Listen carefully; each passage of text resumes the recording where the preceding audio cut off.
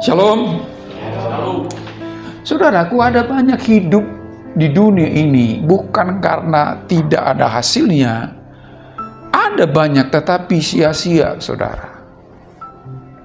Saudara mungkin punya banyak duit, tapi saudara nggak tahu mau dikemanain duitnya, saudara. Padahal habis-habisan cari duit. Ada orang seperti itu, saudara. Saya sudah pernah cerita di mimbar ini, saudara. Ada seorang yang punya toko, saudara. Dia punya bawahan. Udah lama bawahannya ini jadi karyawannya, saudara. Lalu pelitnya setengah mati nih, yang punya toko ini. Kumpulin duit banyak, saudara. Akhirnya, yang namanya juga hidup ya, matilah yang punya toko. Karena namanya manusia, sebanyak apapun duit kita akan mati, saudara. Ketika mati, lalu apa yang terjadi? Beberapa waktu kemudian, akhirnya si nyonya yang punya toko ini menikah sama karyawannya sendiri. Lalu ketika dia sudah menikah, si karyawan ini bilang apa? Selama ini saya pikir saya bekerja untuk Singkok, katanya. Tapi ternyata saya baru tahu Singkok yang kerja buat saya, katanya. Ngerti maksud saya, Bapak Ibu? Ngerti ya? Jadi Singkok cari duit bukan untuk dia, tapi untuk karyawannya, saudara. Sia-sia, saudara. Ngapain sih banyak duit kalau nggak bisa dinikmati? Supaya menjadi berkat, mari lihat Mazmur 127 ayat 1 sampai ayat 6. Itulah firman Tuhan yang perlu kita renungkan, saudara. Seperti yang saya katakan tadi, ada banyak orang, saudara, banting tulang, habis-habisan kerja, tapi ketika sudah dapat duit, nggak tahu mau dikemanain duitnya, saudara. Bukan berarti kita nggak kerja keras. Jangan lalu tadi ayat yang ketiga itu berkata tidur aja.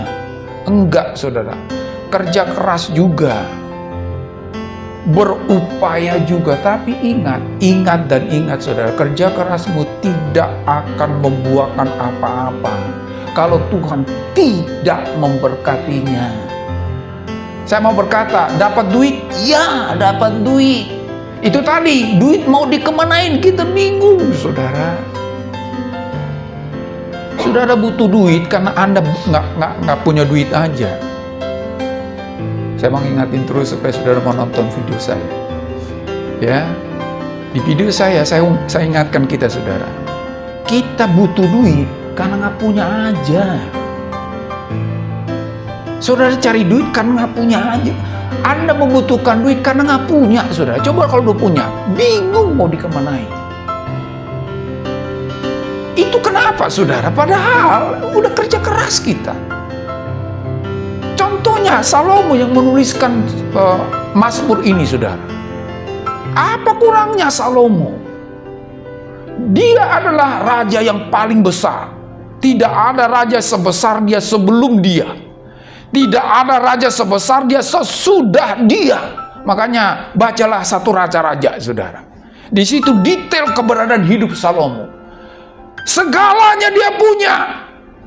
Apa yang dia tidak punya? Hikmat dia punya. Nama besar dia punya, sampai-sampai banyak orang katanya ingin melihat Salomo. Saking luar biasanya pribadi ini, saudara. Tetapi dalam perjalanan hidupnya kemudian, kalau saudara baca di kitab Pengkhotbah, sia-sia usaha menjaring angin, katanya.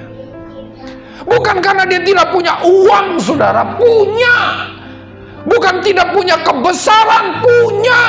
Bukan tidak punya nama besar, punya. Tapi nama besar menjadi sia-sia. Uang yang banyak sia-sia. Pengaruh sia-sia. Saudaraku, ketika kita ingin pengaruh karena kita nggak punya pengaruh aja. Ketika kita ingin kekuasaan karena kita nggak punya kuasa aja. Ada banyak orang yang punya kuasa hari ini, bingung mau dikemanain kekuasaan yang dia punya, makanya seringkali menyimpang, saudara. Kalau saudara nonton video saya itu, Orang yang punya banyak duit, walaupun gajinya lebih dari 100 juta per bulan, tetap cari uang, saudara. Tetap cari uang. 100 juta per bulan, saudara. Habis nggak itu dalam 1 bulan? Nggak habis, saudara. Taruh di bank itu udah duduk-duduk aja selesai. Tapi cari dan cari lagi. Udah dapat, nggak tahu mau dikemanain. Itulah yang dialami oleh Salomo.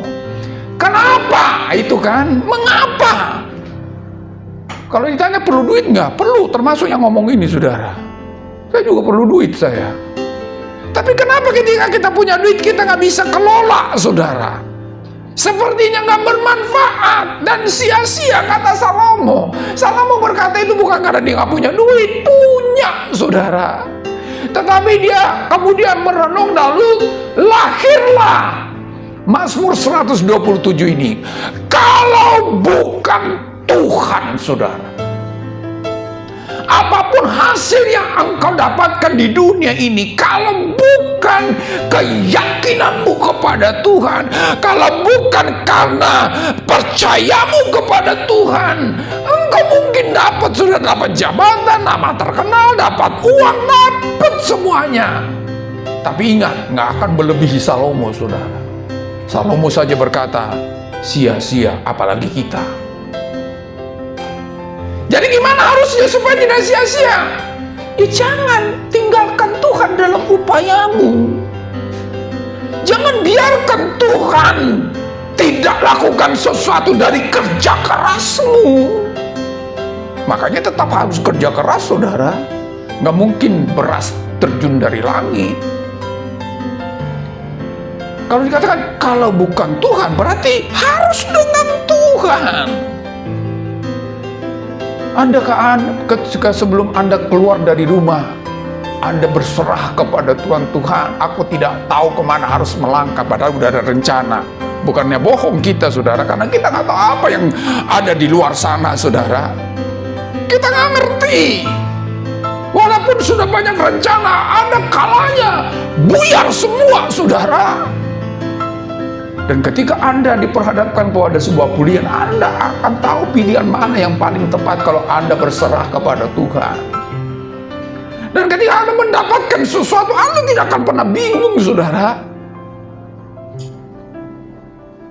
Nggak bingung mau dikemanain duitnya. Ada banyak orang duitnya banyak, tapi pelitnya setengah mati, saudara. Itu yang saya contohkan tadi, Simko itu.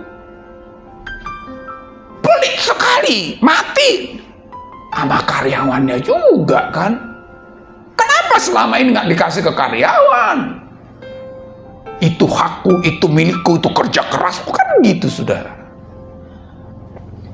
Saudaraku, saya tidak tahu apa menjadi kegiatan kita, tapi apapun itu, saudara, libatkan Tuhan. Andalkan Tuhan. Memang yang tetap kerja kita, saudara.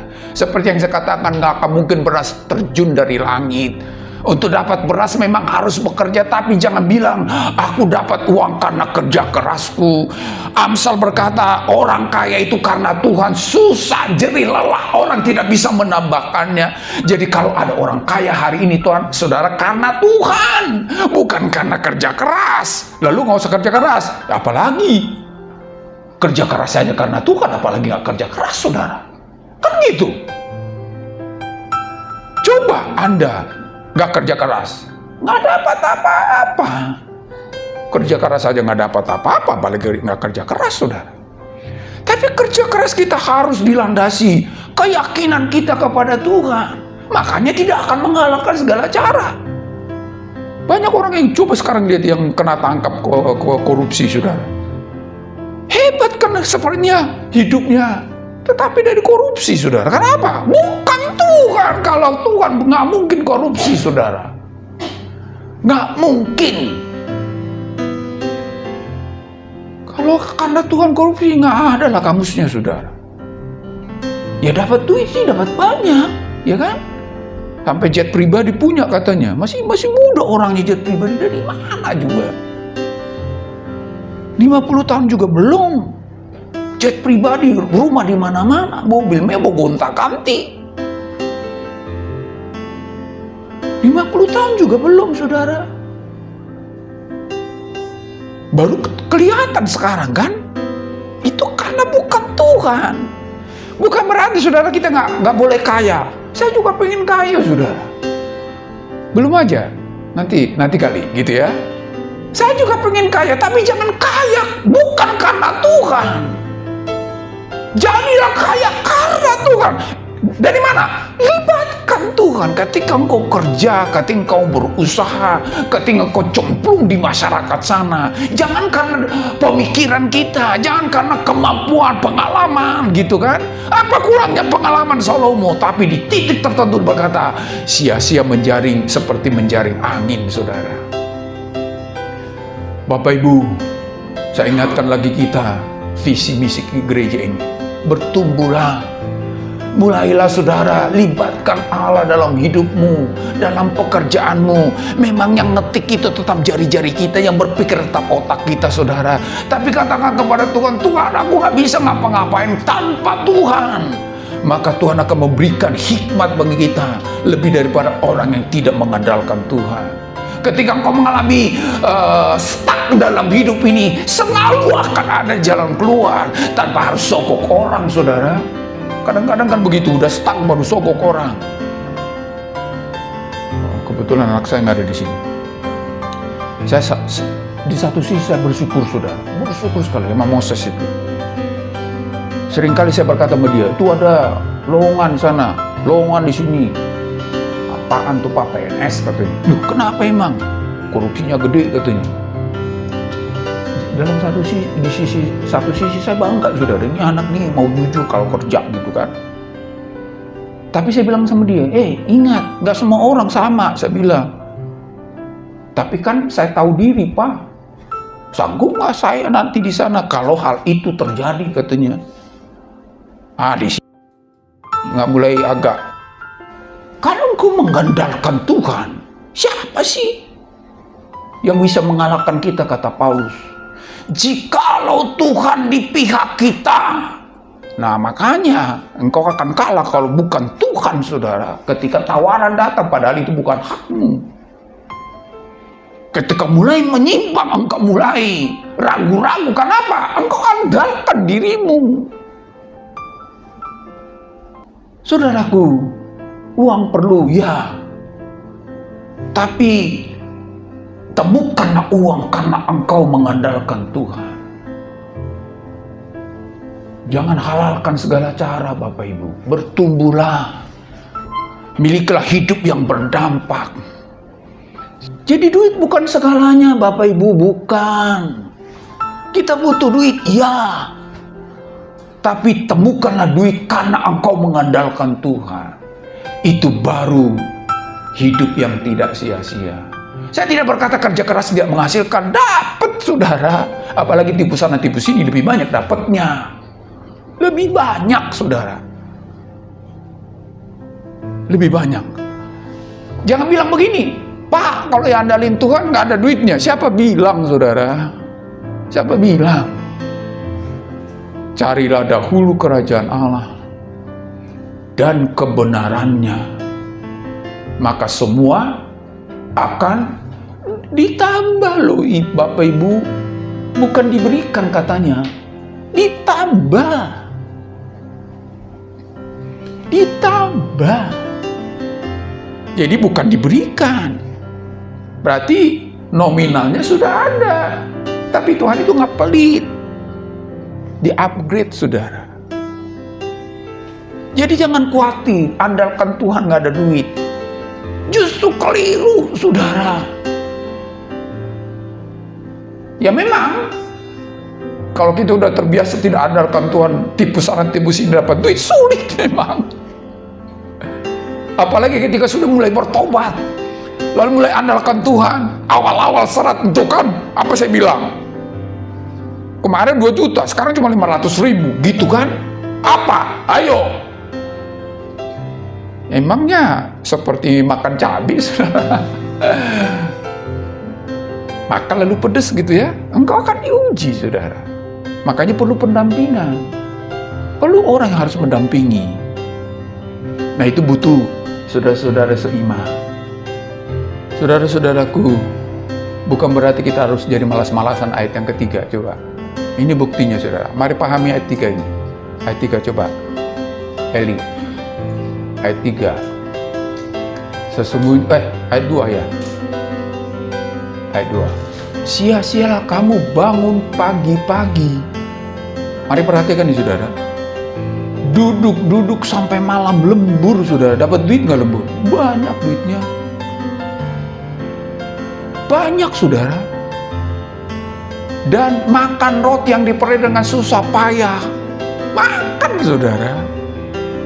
Sebab ia memberikannya. Apa yang diberikan itu? Bukan duit saudara. Bukan roti. Berkat. Nikmat. Itu saudara. Engkau punya roti, nikmat. Engkau punya uang, nikmat. Bukan jadi uang membebani kita saudara.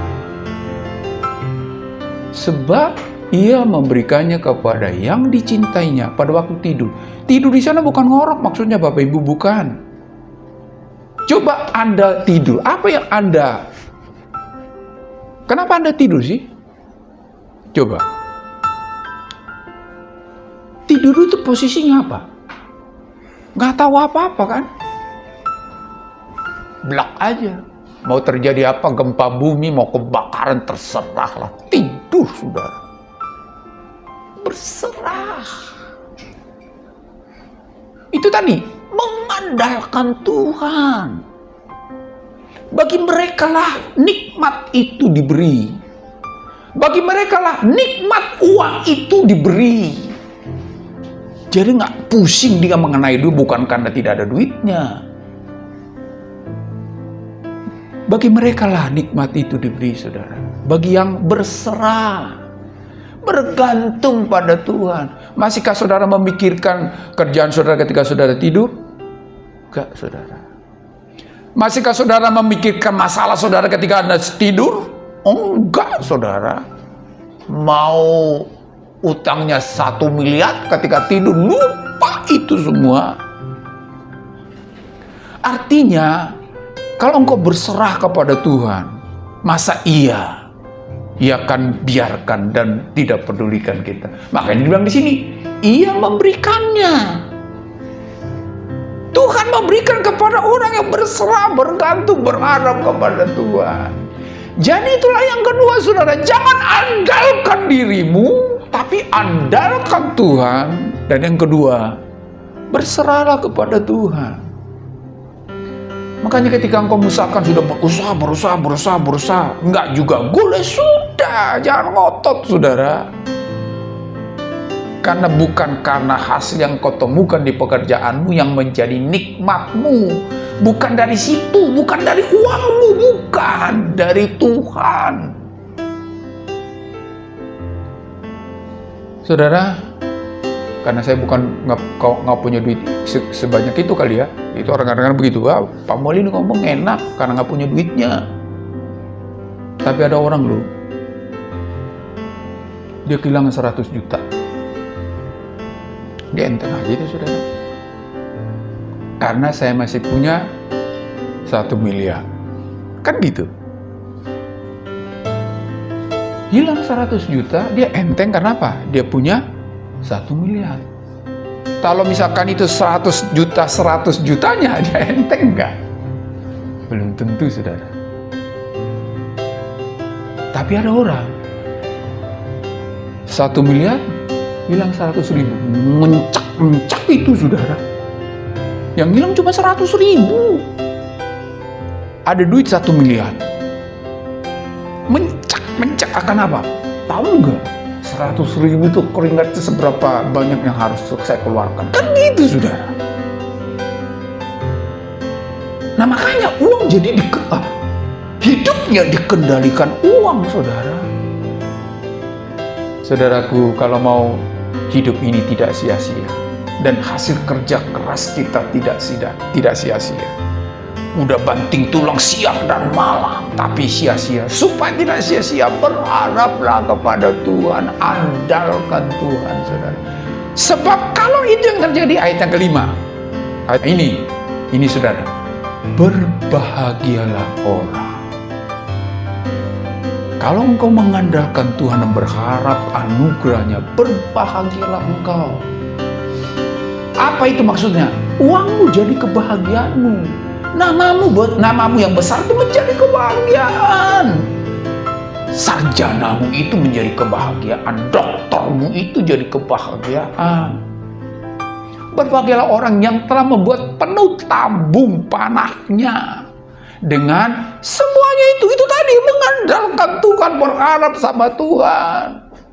Sedikit bahagia, banyak bahagia. Nggak dapat bahagia, ketemu bahagia. Mari perhatikan nih, ada anak kalimat, ia tidak akan mendapat malu apabila berbicara dengan musuh-musuh di pintu gerbang. Nggak ada yang akan mencela kita. Kaya karena korupsi, malu banget itu. Hadiah, apa itu kemarin hadiahnya itu? Dari korupsi katanya, malu banget itu, saudara. Tapi begitu bangganya orang pakai mobil carry, saudara, hasil keringat sendiri. Karena berkat Tuhan, carry loh, saudara. Sudah tahu arti carry? Ketinggalan itu, saudara. Ya, ada orang Jawa nggak ibu sering ada. Carry itu ketinggalan. Tapi begitu bangganya setir carry, saudara. Karena apa? Berkat Tuhan. Apalagi kalau Mercy berkat Tuhan, saudara. Rolls Royce berkat Tuhan. Lebih bangga lagi. Carry aja bangga, apalagi Rolls Royce, saudara. Itu tidak malu, saudara. Kadang-kadang kalau ditanya, kerjamu apa, Pak? Ada aja lah, Pak. Yang penting ya cukup-cukup lah, padahal berlipat kali ganda, saudara.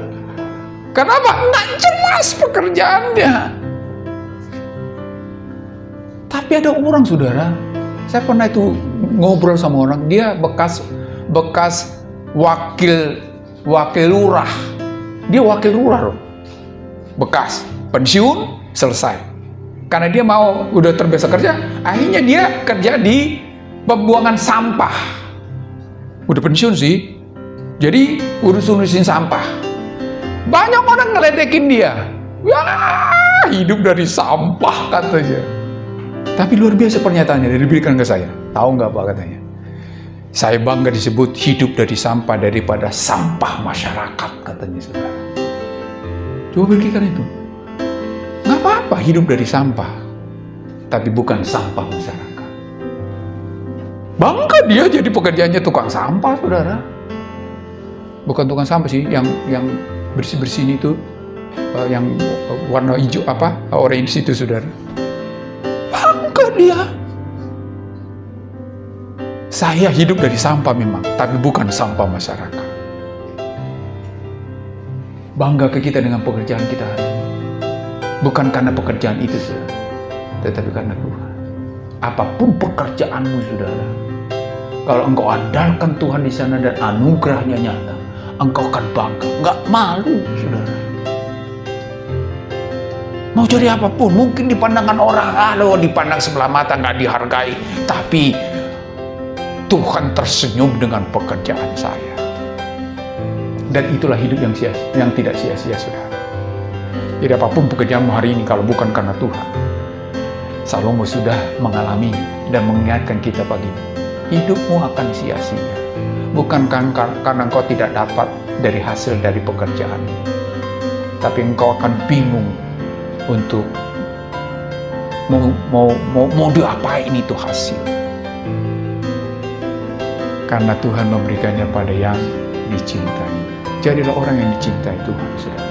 Orang yang dicintai Tuhan itu apa? Orang yang mengandalkan Tuhan, yang mengharapkan Tuhan, dan membuat Tuhan segala. Makanya ketika bangun pagi-pagi, katakan kepada Tuhan, mau apa dalam hidupku hari ini? Ketika engkau mau keluar dari rumah, pergi kerja, katakan, Tuhan, mari bersama-sama dengan aku dalam perjalanan. Ketika engkau dalam kebingungan barangkali, Tuhan maumu apa dalam masalah ini? Andalkan Tuhan, saudara. Harapkan Dia maka hasilnya pun akan memberkati kita. Amin, saudara.